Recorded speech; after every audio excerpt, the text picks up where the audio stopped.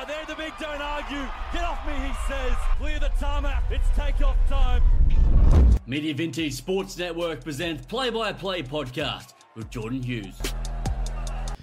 Alrighty, welcome in. Play-by-Play Rugby, another episode, another big week of rugby coming your way. And to break it all down, we are a man short today. Our man Reen Stowers is down out with a bit of a... He's had his wisdom teeth out. Tyler Campbell is with me. He's down and out, the big fella, isn't he? Yeah, he's got the fat cheeks going on at the moment. We've been roasting him all day, but... Who's he look like? Lord Farquaad. Oh, yeah, he's looking like a Shrek character. Same height and same sort of width on his mouth at the moment. Got that square chin going on. So yeah, just me and Tyler breaking it all down for you. Reen will be back next week, no doubt. So yeah, big weekend of footy. One of the bigger ones we've seen. Club rugby returns, Hong Kong Sevens, Super Rugby. Much to talk about. We'll get into it straight away. We'll start with Tyler. What was your Super Rugby moment of the week? It was pretty hard looking across it because all the games were quite big scorelines and quite blowouts. I think the Blues impressed me. It looks like they're starting to find their rhythm, but I have to sort of stay loyal with the Chiefs. I thought their performance on the weekend was outstanding, and I think they're must-watch TV at the moment. In terms of bringing rugby and what you want to see, that's probably a game you'd show in terms of attacking rugby. I think them and the Hurricanes have been the pinnacle, and the Blues are starting to get to that level as well. So it was good to watch that, and I just thought Amoni Narawa was an absolute machine on the weekend. Yeah, beast that. We'll get into it later, but that Chiefs backline is looking frightening, isn't it? I think he was 3 tries and 3 try assists. He's involved directly in 6 out of the 10 tries. For someone that's had 8 months off of rugby, to sort of come back in his third game and put on a performance like that was good to see as an All Black fan. Very impressive. For me, my moment was a bit of positivity for the Melbourne Rebels. Got a big win at home. We were both on the fence. We both said the Drua to get that one done, but obviously the red cards in there as well. But good to see them play some good footy. Yeah, they came out in that second half a different team because that first half was all the all Fiji and Drua, and a little bit of a meltdown there. And I guess we'll get into that, but yeah, Rebels came out just after half time. I think it was 2-3 tries in quick succession. It really put them in a good place to win that game. And what disappointed you this weekend? We just touched on it, but obviously the discipline of the Fiji and Drua, Yeah. that was a big one. And if I had to pick a team, the Force. Yeah, I'm with you. I'll join you there. Mate, what was doing? I don't know. I thought they'd go over there and put up more of a fight. I knew the travel was hard. I never expected them to win, but they were never in that game. It was pure dominance for 80 minutes. Yeah, it's kind of concerning. Where do you go to from there for the Force? Even scored a try. It didn't even look like scoring at all. Yeah, and look, I know they've signed Kurtley Beale this week, but I don't know where he fits into the whole equation. Obviously, Ben Donaldson's been the only one who's probably been a shining light in that Force team. It's not player related. I think they've got the cattle there. There's a lot of talent, but it's just not clicking at the moment. So they've got to probably have a hard look at what's going on and try and fix some things to be competitive for the rest of the competition. Yeah, work to do. We'll talk about that Kurtley Beale signing very shortly. But, of course, around the grounds, Club Rugby returned this weekend.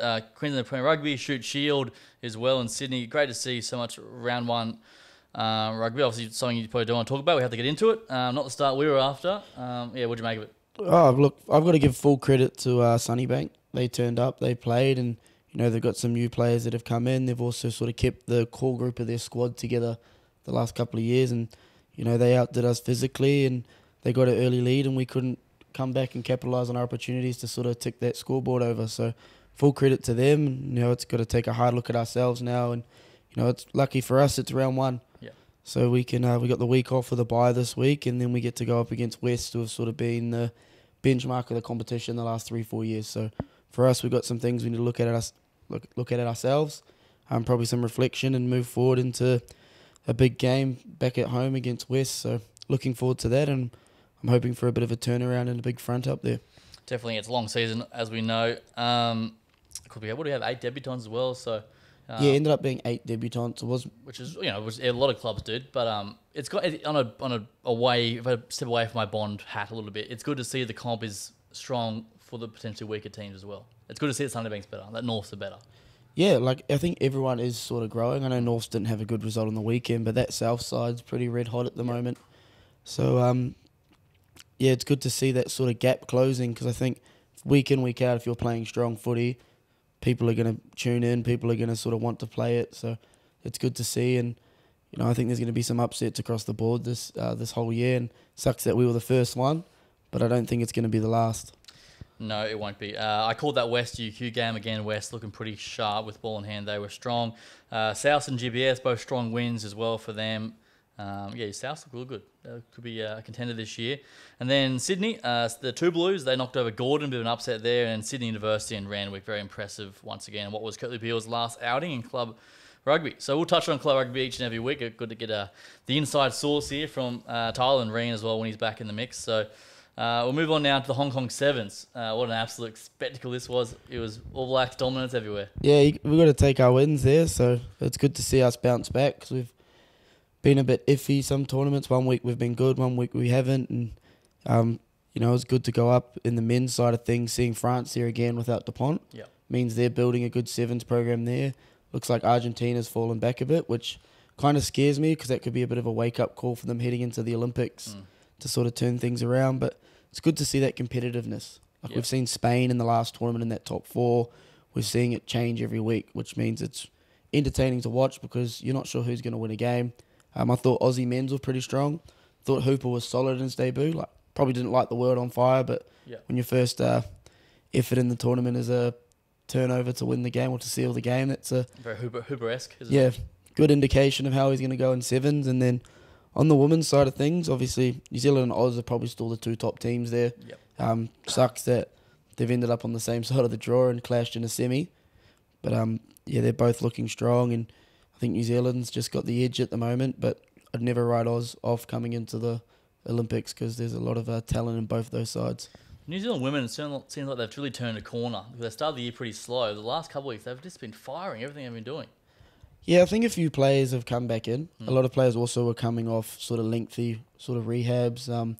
They lost their captain to an ACL, which sometimes when you lose your leader can sort of rattle a team a little bit. So, she's been pulled out and other people have had to step up, and I think they've found their rhythm the last few tournaments, and they've definitely got the talent. I think women's rugby's probably been, in New Zealand's probably been the pinnacle, both 15s and 7s the last sort of 4 or 5 years, and everyone else is starting to catch up. England in particular in the 15s, but they've sort of got the talent there because they've been developing these players. A lot of them are playing at school and stuff now, so that's probably why you see that they look that little bit above, but I think everyone's slowly starting to catch there, which is great for the women's game. The Olympics is going to be real good. There's so many teams that can win it on both sides now as well, which is exciting. Yeah, and interested now for the men's side of things. The one that always scares me is Fiji. Yeah. Change of coach this week, so... Yeah, well, we mentioned, let's touch on that. Ben Golling's head coach for a long time sacked. The Olympics is a few months away. Massive call. What'd you make of it? I was a little bit shocked. Yeah. Normally when you make a call like that, it's at the start of the year. We saw it with Eddie Jones last year, and even then we thought that was too late to sort of change the whole complexity of how things work. But bringing in an ex-captain, an ex-gold medal winner, who probably relates to the players a little bit more, probably could work in their favour, and who knows if he can get the best out of the Fijian talent, because we know how talented they are. We know how they suit the game of sevens. I don't know what was going on with Ben Gollings' camp because we know how good of a coach he is. We've seen his results. So it's a big call, but I still wish Fiji the best. Not too much of the best because I don't want them beating New Zealand, but we know that there's still going to be I won't even call them a smoky at an Olympic year. They're just the team that's probably the team still to beat. Absolutely. So Ben Gollings on the free market, which would be interesting to see who picks him up because obviously very talented footballer. Of course, we know his son's playing down at Bond, talented kids. So we wish Ben all the best on what comes next for him. All right, let's get into some more news. So Kirtley Beale signed the Western Force. How do you see it? Where's he going to play? 15, 12? Yeah, I was a bit shocked by it because obviously he's been playing 10 down at Randwick. Hasn't played the last couple of years. I think looking at that Force team, I think he's a bit older in age now to be a 15. I don't know if that's his thing, so I could see him slotting into 12 or being like a utility impact off the bench. Yeah. The thing is, he's been out of the game. To jump to, classy player, don't get me wrong, but to come in and think he's going to start straight away, I think is a big ask. Yeah. So I think he probably looks at that 12 position more than anything, but to start with, I think he becomes that sort of impact off the bench. You bring him on the last 25, he's still got the footwork, he's got the brains to sort of go with it. So, yeah, he's definitely an interesting pickup, but I'm actually glad to see him back in a Super Rugby environment. he came back to the Tars to finish his career because he wanted to finish in Aussie Super Rugby. So after everything that's settled with his court case and that, to see him get that opportunity, like, I'm stoked for him to be getting that. Well, because obviously he's coming in because Harry Potter is out for the year, being at 15. So, of course, Hamish Stewart's at 12 as well. So they've got some options there, what they do. Very interesting to see. But apparently, what I'm hearing, he wants to play Wallabies again. He's locked in. He wants to get back there. So I'm happy to see it. I saw a lot of negative chat about him being there, as you always would. But I think it's great for the Force. Having someone like him, he's going to make their halves better, make their back three better, for sure. Yeah, wherever he plays, he's going to bring impact. But also bringing in a person like that into your squad with a lot of younger players, he gets to put his experiences onto the players as well, and he'll help those younger boys probably progress quicker, because there is some young boys in that Force squad. So he helps them progress quicker and helps them understand the game a little bit better, and I think that's just going to help the Force grow, because they need some growth at the moment, and we want to see them do well, because we want 5 Super Rugby teams in Australia doing well, because it strengthens the whole competition. Absolutely. So good luck to Kirtley over the next few weeks with the Western Force. We'll go to the Fijian Drua now. Frank Lamani, the wildness of the headbutt. I guess a guy you know pretty well, Josh Cannon, a teammate of yours, and ran 20 stitches or something in the back of his head for the headbutt. He's got 6-week ban. It came out today. What was doing? I think it was a bit of built-up frustration. Yeah. I will... I'm not pointing fingers at the ref here, but a lot was let go in that first half in terms of coming through the ruck and stuff like that. And Frank Lamani probably got a little bit angry, but it doesn't excuse what he did. I think there was sort of a... you see a lot of open palms and a lot of people ragdolling people, but an elbow to the head's obviously crossing a line you shouldn't cross. And 6 weeks, I think, is fair. I know a lot of people were saying ban him for the season. What I don't get, though, on the flip side of that, is the headbutt only got 2 weeks. And this is the... Is that because it didn't land? Is that because he missed him? Well, he's sort of half got him still. Yeah. Like, to me, they're both malicious. They're both, I guess you can say, forms of assault. I don't warrant how there's a 4-week difference unless they're including the injury that comes with it. Yeah. So the 20 stitches to the back of the head. He's out this week, Josh, not playing. Yeah, so I don't know what the warrant is that, but then 2 weeks for a headbutt, and then we've seen guys getting 4 weeks for accidental head-on-head contact. So I don't know how they're working their judiciary system there at the moment, but it's sort of looking a bit how you're going, and you're asking questions around that stuff. But yeah, I guess it's just a brain fade through frustration, and what followed after is what really annoys me most. Well, yeah, of course, we saw racial vilification against Frank Lamani, who came off the field from the Rebels crowd. Obviously, we hate that shit in our game, any sport in general. So it was the person that did it. He was quickly removed from the stadium, and I'm sure he'll be passing a long ban. Yeah, hate to see that shit. Yeah, and people are gonna be like, oh, look, he's meant to be a professional. He's trying to jump the fence and fight this guy. He's obviously frustrated. He's just let the team down. There's no place in our game for racial slurs like that. And one thing I think of positivity coming out of rugby this week, and we're the first, I think, in the world to do it, is we've had a person convicted for sending threats to the TMO at the World Cup. Saw that, yep. It's good. Obviously, how they police that moving forward will be interesting, because obviously people are still going to want to comment on refs' performances, but I think it's going to show people that you can't directly message a ref or their family or make threats against someone, and it's just going to cut that stuff out of the game, and hopefully in sport in general, because at the end of the day, like, I've had my run-ins with refs, like you don't agree with their decision, but there's no need to take it further than... They're still human like the rest. They're still human. You can question them, like, that's fine, but there's no need for name-calling. There's no need for threats. Absolutely. So I'm glad that's happened moving forward, that we can sort of get that out of our game and hopefully in sport in general. Well said, Tyler. Well said. I guess on the flip side, the big loser out of all this is the Drua, because Lamani was their best player, and without him, it leaves a massive hole. Yeah, it's very interesting to see how they bounce back here. Yeah.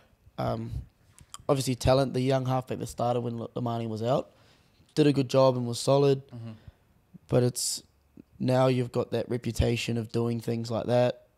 They've got to find a way to obviously be on their best behaviour moving forward, control that discipline, because we know how talented they are. We know what they can do. It's how they're now going to sort of keep themselves in line and keep moving forward, because they should be a top 8 side this year, and hopefully, I think, push for a semi-final spot. Well, if they got their act together, they could push for a home final, and that would be a dream for the comp, for them, for all involved. So, because that first half, they were all over the Rebels. Yep. A few decisions didn't go their way that probably should have, and they could have extended that lead a bit more, and that's understandable. But then they obviously let that frustration get to them, because the way they came out in the second half was not the same team that first 10 minutes, and it sort of broke them in the long run.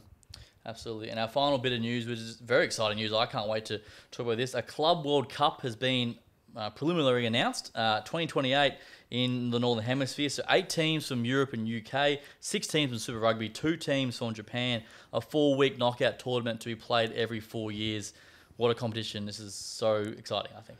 Yeah, and I don't know what the selection criteria is going to be for it, whether it's the team that was dominant the year before or how it's going to work, but it's going to be good to see, and you've already seen sort of it start to happen. You've had the Crusaders go to Munster. You've now got the Reds going to Bristol in Jan next year. We've had teams going back and forward from Japan, so it's going to expand the game globally. You know, you're going to probably appeal to a bigger fan base in terms of people that follow clubs. Yeah, definitely. I'm glad they're playing it in Europe for the sole reason being the crowds. It's going to be an atmosphere, and I'm hoping we as sort of Kiwis, Aussies, see that, and hopefully we start bringing people back into the stands, because if we're going to bring that here, we need it to Thrive. we need it to thrive. We need people coming in. It's going to be a money maker for rugby in general, but we need to see people in the crowds and bringing that atmosphere back. I want to see us like the NFL in 10 years' time, you know, the NBA, and we get those crowds and we get that support behind our team, especially when it's in a global scale. But imagine seeing like a Crusaders playing Racing Metro or Stade Francais. Like, that's so cool to me. Like, yeah, it's just an awesome opportunity. And, you know, for the younger guys coming through, they might not understand it yet, but they're going to be the first of that sort of generation that gets to experience that, and then it's just going to be huge. Reminds me of Rugby Away, because the only thing where you could mix and match like different teams and play each other. So yeah, pretty exciting concept. So that's still to be worked out, but hopefully it all comes together. So we'll be definitely getting around that. All right, let's get to our Super Rugby preview this weekend. We'll touch on the tipping before we do. And I am 21 from 39. Tyler is 27 from 39, and Regan out on top, 29 from 39. So he's got that 2-point lead over you, Tyler. But there's still plenty of time to catch him. So we'll check out the ladder to get things started. The Blues on top, the Canes, the Brumbies, the Chiefs, the Rebels at 5th. The Reds, the Drua, and the Highlanders rounding out the top 8. The Rebels at 5th. They sort of snuck up there a bit. Yeah, and obviously they've had a couple of good results go their way recently, but that sort of, by your top 4 teams, that middle third is so highly contested on points at the moment. I think Crusaders win this week, and they beat the Tars, and I think if the Highlanders lose, they actually come into the top 8. Yeah, wow. So it just shows you how tight it is down the bottom at the moment, and probably not a good look that there's 4 teams that are really, really strong, but as we've seen the Crusaders beat the Chiefs from the bottom now, and we've seen teams that can still cause that upset. The Force versus the Reds. Now there's been a couple, so hopefully we start to see the next couple of weeks what that pitch is going to look like, and we can see the sort of run into the finals.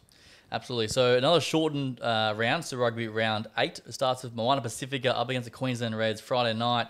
Moana $4 outsiders, the Reds $1.25, the Lions 14.5. Team changes Savio and Tafu in the centres for Moana and the Reds. McLaughlin Phillips at 10, Vunivalu starting, and our man Angus Blythe on the bench as well as a big inclusion.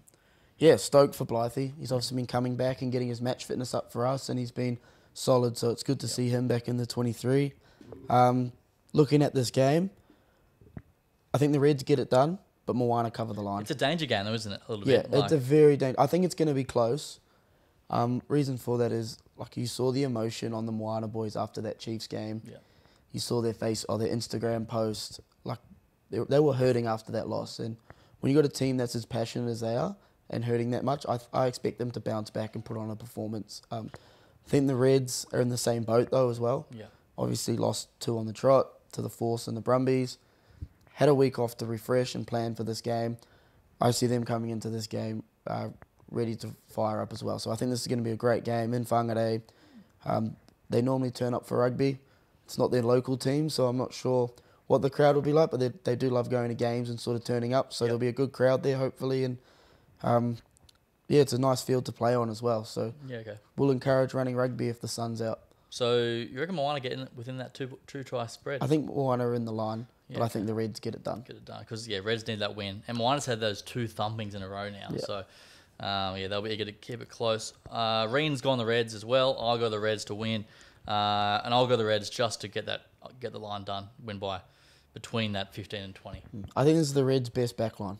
Okay, you like it? I think a lot athletic wingers and Vunivalu and Geordie obviously makes them very open for crossfield kicks, and Yeah, I like that. I think that's their best midfield. Josh Fluke's been outstanding this year. Hunter's been great.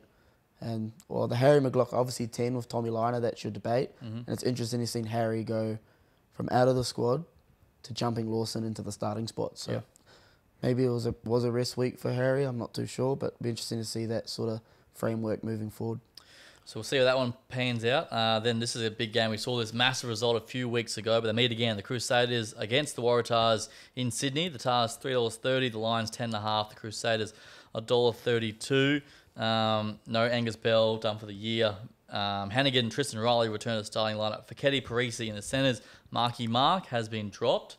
Ethan Blackadder returns for the Crusaders. Owen Franks and Joe Moody, big inclusions on the bench. Yeah, now we're starting to see those Crusaders players coming back. Dangerous. Ethan Blackadder is a huge inclusion. It's not necessarily what he does, but he's like the heart and soul and sort of the pinnacle, like what you'd call the prototypical Canterbury type player. He's tough, he runs hard, he's involved in everything. Like, you think of your McCalls and your Kieran Reeds, that's the sort of framework he's got, and he's obviously going to come in and make a big inclusion because he brings a bit of toughness to them. And I think they're hurting after that last loss against the Tars, and they've also gained confidence from a win against the Chiefs. So I see them coming in here and covering the line. A bit of bounce back. Yeah, I think this is when we start seeing the Crusaders start ticking over the wins, and they, people were writing them off, but now we probably go, oh no, they're going to be in the 8. Yeah, here they come. What would you make of Wanganita-Wasi dropped? I don't think he's been playing terrible. No. It's a bit of a harsh one. They could be looking to the future, because obviously he's gone next year, and sucks when you're paying a player like that. You obviously want him to play his best, but they're probably also looking a foot in both doors. Big one for me is obviously Angus Bell being out, and I feel for him because he obviously missed 22 with injury. It's that same foot again. Yeah, coming last year, played well. I think he missed Super Rugby last year, didn't he? He missed at least half of it. Yeah. Comes back, plays outstanding at the World Cup, earns his number 1 jersey for the Wallabies, comes in, is playing good footy again, gets injured. It sucks to see, and I hope that he recovers quickly because I'd like to see him in the Wallabies at the end of the year. Absolutely. Who covers in this one? The 10.5. I think Crusaders cover. Just destroy him. Yeah, right. I don't think they destroy him. I think it's by 15 plus. Yeah. The Tars are woeful. I thought they'd cover last week against the Brumbies. And I just like the Crusaders' attack looked a lot better against the Chiefs. Yeah, they're finding their way a bit. I've got the Crusaders to win for me. Crusaders to cover also. And Rian's got the Crusaders to win as well. So a bit of bounce back revenge there for the Crusaders. We see it happening. This one is going to be an absolute beauty game of the round. Shame Rian isn't here for this one. I know, this is what we needed. The Hurricanes, Rian's team, up against the Chiefs, Tyler's team. $1.75 the Chiefs, $2.05 are the Canes. The line is just 1.5 points. TJ Perinara returns at the number 9 jersey. Jacobson moves to 7. And that Chiefs backline is just frightening once again. Yeah, and the thing with the Chiefs backline is I can't pick who their best backline is. Yeah. You see there's no Quinn Tupaia in this week. You see Rama Kaporhip, who's been playing great, go back to the bench because of how good Daniel Rona was last week. Yep. Amodi Narawa, we obviously talked about. Sean Stevenson comes back in fresh. Etienne Nana moves back to his wing. Like, this has potential to be sort of game of the year in Super Rugby. Obviously, I know who Rian's picking. I'm obviously going to stay loyal to who I'm picking, and that's the Chiefs. I just think they want one. They've had a couple of big losses in terms of the Crusaders game and the Reds game. I think this is the game they want to they'll come into it, having been around that coaching staff, they'll be like, this is the game to prove we are the team still to beat. Yep. And I think they come in and, don't get me wrong, the Hurricanes aren't going to fold. No. Like, I think it'll be quite high scoring. I'm expecting at least both teams to score over 20 points. Mm-hmm. And I just think, it's just got the potential to be banger of a game, attacking rugby.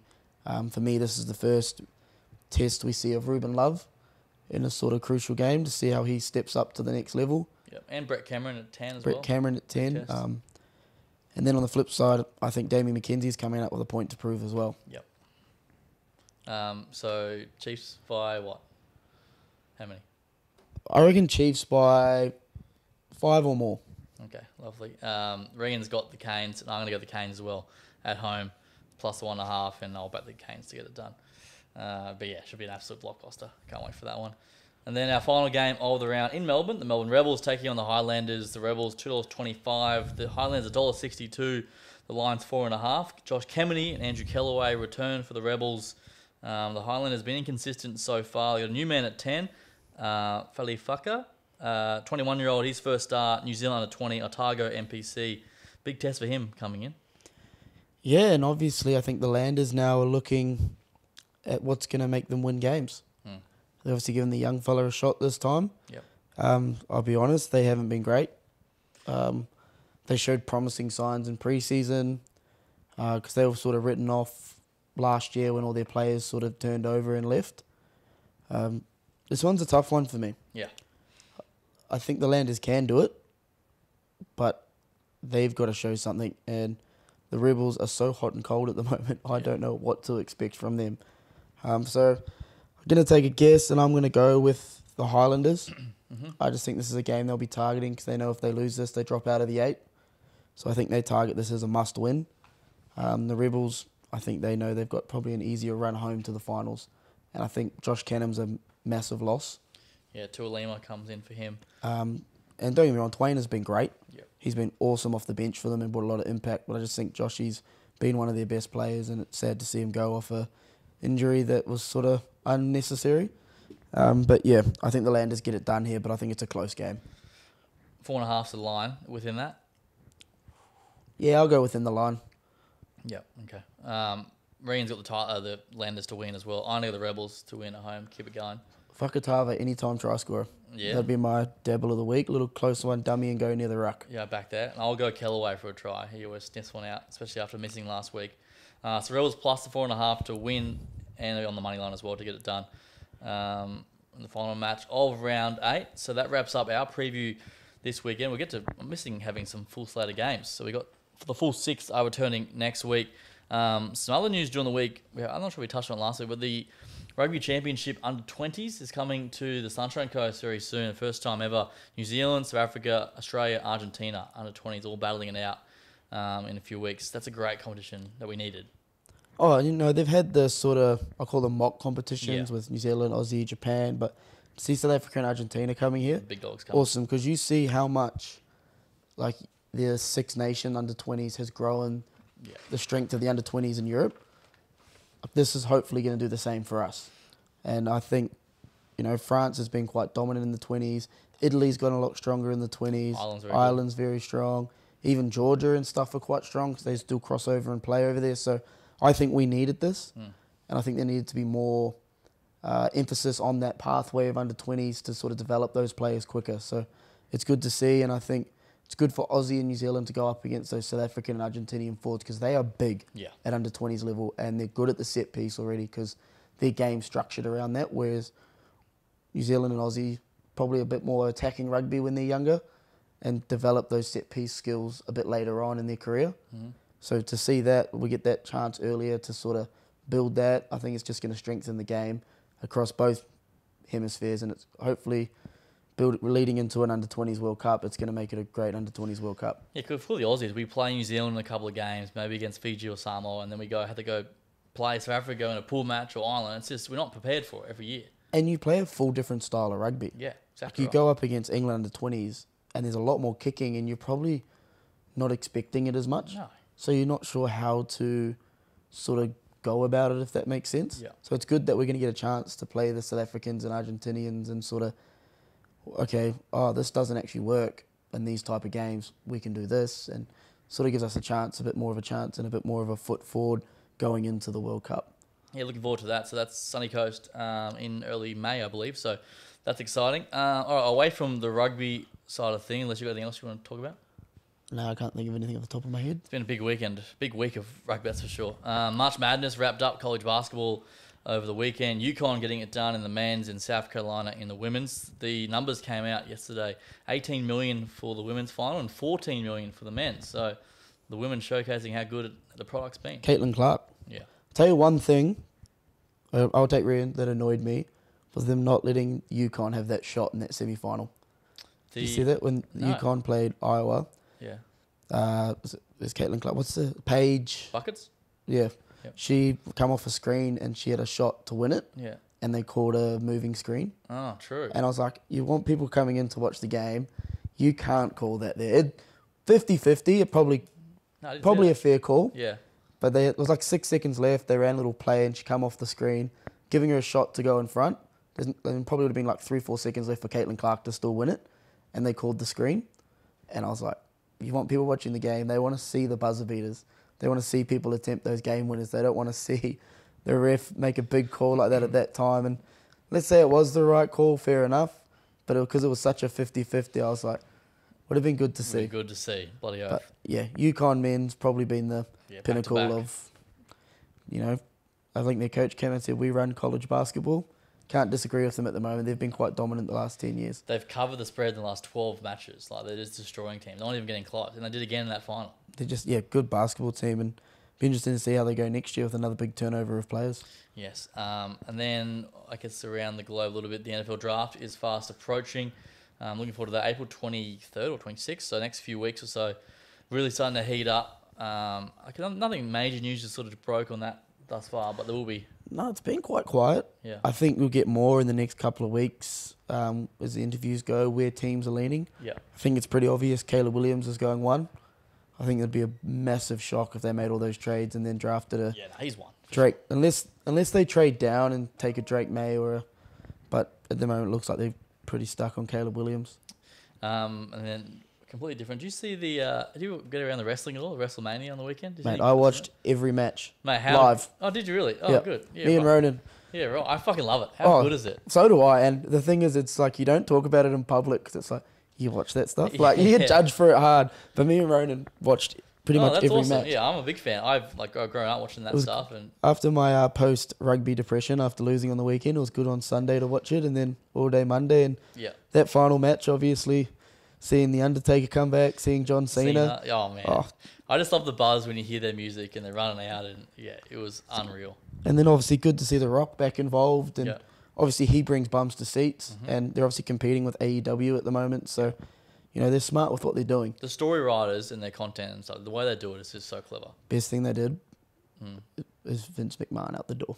Yeah. I know this sounds terrible, but it's sort of, I don't know how to put it. He's the old guy stuck in his ways. Yeah, 100%. And now Triple H just coming, and you see how much the WWE stars relate to him. You saw Paul Heyman talk about it in his Hall of Fame speech, and it's pretty cool to see. So it's funny to say that. I saw the stuff come out. Ronda Rousey came out yesterday in the interview saying how toxic the environment was under him. So I'm sure there's a bit of that going on. Yeah, and it's good to see that it's thriving again because, guys, I know you call it fake, but it's choreography.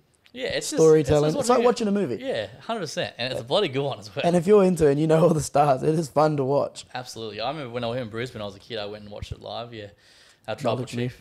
I was stoked for Cody Rhodes too. I like Cody Rhodes. Oh, I just love the whole long-term storytelling of his dad with it as well. Like, never won the championship, lost last year, put all odds against him. It makes you sort of zone in and watch that stuff. It's the same as like the Sami Zayn. Like they just built that so perfectly that you're watching it that you get so invested and you're like, sit in there with your eyes open and go, please do it. And he doesn't get the pin, you're like, Yeah, literally. Or he kicks out and you start celebrating. Yeah. I'm a big Pat McAfee guy. I love everything he does. And having he's him on been comms, so good. He's been great for the brand as well. I love when he gets up when Jey Uso comes up and he's doing that with him.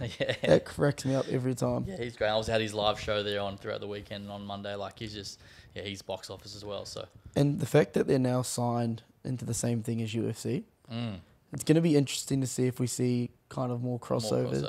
Like I think a Conor McGregor would be a perfect guy to come across. 100%. Especially now they're leaning more into the attitude era, like they're allowing a bit more swearing and stuff. Yeah. I think you'll probably see a Conor McGregor come across. Yeah, it'll be interesting to see. It'll be good. It'll be a good television. Bloody oath it will be. So that's what caught my eye over the weekend. But that pretty much wraps everything up from my end. Anything making you mad before the big fellas? No, that's all we need. Ryan and his stories. I haven't got many stories at the moment. He'd be saying less than what he normally does today with his mouth. Yeah, true. To be fair, I'm not looking forward. What's making me mad is school holidays ends this week, and I'm back to work next week. But sometimes you got to do it. Got to get the money somehow. It is what it is. So big weekend of footy coming up. Of course, the European Champions Cup too is getting into the crunch end Yeah, I need to get into that a bit more. It's so hard. Yeah, I know. I'll get into it now. That's sort of the finals because it's good footy towards the end. Will Skelton for La Rochelle and a few other Aussies floating about. So much footy on. Yeah, it's the best. And obviously the NRL was good. How good were the Wars? Yeah, mate, looking sharp this year. Looking good. And I thought Chance in his first game back was outstanding. Yeah. Wade Egan's pushing for an Origin spot, so our spine's looking good. Roger, 200 games. Yeah, Roger is our X factor on the edge, so Yeah. it's looking good. And I thought Tamati Martin's done well considering the scary injury we have to Luke Metcalf. Yeah, because he's been playing good, Metcalf. What was your thoughts on the Lockie Ilias injury? Did you see that? No, I did not. What happened? I know all the story how he got dropped and all this. So he was playing in obviously the New South Wales Cup or whatever it's called. Yeah, He's gone to kick a ball in Freddie Lussick, the Warriors. I have seen this. Yeah, He's going to kick and is pretty much. I don't think it's illegal. He's going to charge the ball down, and I thought it was pretty harsh the way he's been banned and stuff. What did he get for it? I think he got like 4 games. Yeah, okay. But like he's kicked, his shins hit his knee as he's come through for a charge down, and people are obviously up in arms because the injury happened from it. Yeah. And it was quite a bad injury, so I got a feel for both parties in that. Obviously, more Lockie Ilias being out for the rest of the season because the Rabbitohs are a mess. Well, he's about to be sacked. Demetrio, he's gone, and Mal Meninga, they're talking about coming in. Shout out Jai Gray, debuting for the Rabbits. Yeah, I've seen a lot of few of the boys that we know. Yeah, What's the ex-TSS connection boy. there? Yeah. Okay. So, obviously, the connections through that, we've all sort of met through TSS. So, good luck to him in his debut. Hell of a talent, and I think he'll go well. Do you play? Was he a good union kid player? Or? Yeah, he was good. So, he only graduated in 22. Oh shit, fresh. So, yeah. he's real young. Australian. Quite on the smaller side of things, but electric. Yeah. So quick. He played a bit of 12 and a bit of 15 at school, and was probably one of the dominant players in the GPS for his last sort of couple of years of schooling. Yeah, wow. Okay. Well, anyway, there's plenty of sporting action around the world. Enjoy your week off, mate, and we'll talk next weekend. A big Super Rugby Pacific coming up this weekend. Up the Chiefs. Don't miss it. See ya.